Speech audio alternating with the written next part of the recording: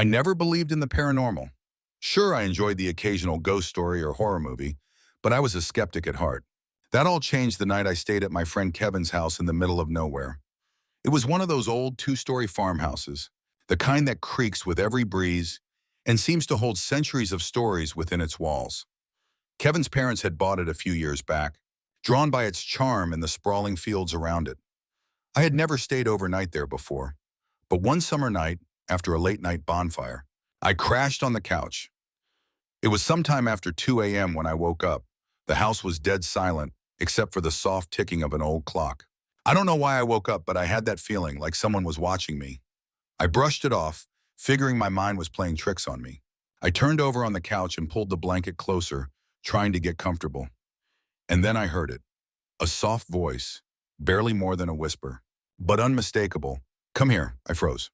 My heart pounded so loudly I could hear it in my ears. It didn't sound like Kevin or anyone else I knew. It was faint, almost like a child's voice. I sat up and glanced around the room. The only light came from the faint moonlight filtering through the window, casting long shadows across the floor. I told myself it was nothing. Maybe I had imagined it, some remnant of a dream lingering as I woke up. But then I heard it again. "Come here." This time it was louder, and it was coming from the direction of the stairs. I sat still, listening for any other sounds. Nothing. The house was still and quiet. I stared at the staircase, dreading what I might see if I got up. I knew Kevin's room was upstairs, but this voice wasn't his. I debated whether I should get up and check, but something about the tone sent chills through me.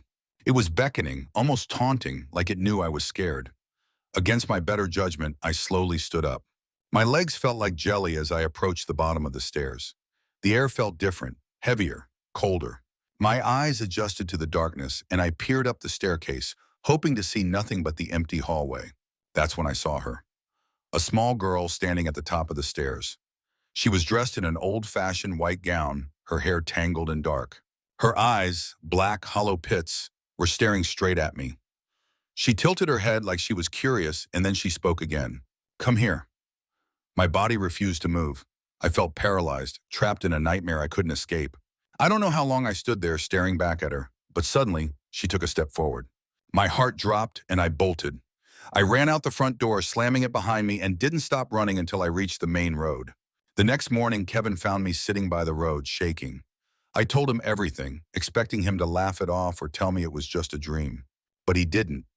His face went pale, and he was quiet for a long time. Finally, he said, "We don't talk about her. My parents heard her too, the night we moved in." I never stayed at Kevin's house again. If you enjoyed this story and want to hear more like it, don't forget to follow, share, and comment. Stay tuned for more chilling tales and spine-tingling experiences.